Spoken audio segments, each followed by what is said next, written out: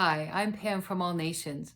Last week we talked about when Jesus calmed the storm in Mark chapter 4 as a way that we can offer hope and a good future to our friends who are struggling with anxiety and fear.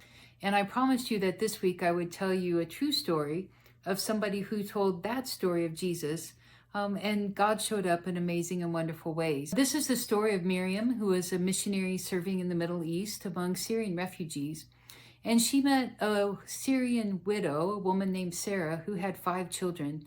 And their just physical needs were immense. They didn't have a good place to live. They didn't have much food. And Miriam was overwhelmed with the need of Sarah's family. So Miriam told Sarah that story of Jesus calming the storm. And Sarah loved the story.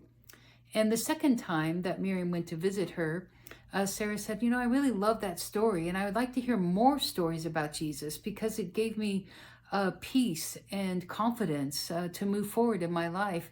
But before I hear more stories about Jesus, I'd like to tell you about a dream that I just had. And in that dream, Sarah said, I saw the Messiah. And in that dream of the Messiah, he said to me, I want what is rightfully mine. But Sarah didn't really understand what that meant. And so she asked Miriam, and Miriam said, let's pause and ask God to speak to you and explain to you what that dream might mean. And so they paused together and waited on Jesus to speak right into that lady's heart. He basically said, he's telling me that he's going to refresh and renew my own heart as I give my own heart to him, that my own heart is actually rightfully his. And so by beginning with the story of Jesus calming the storm, Jesus began to bring complete transformation to Sarah's life and the life of many others. Who do you know that needs the hope and confidence that comes from Jesus alone?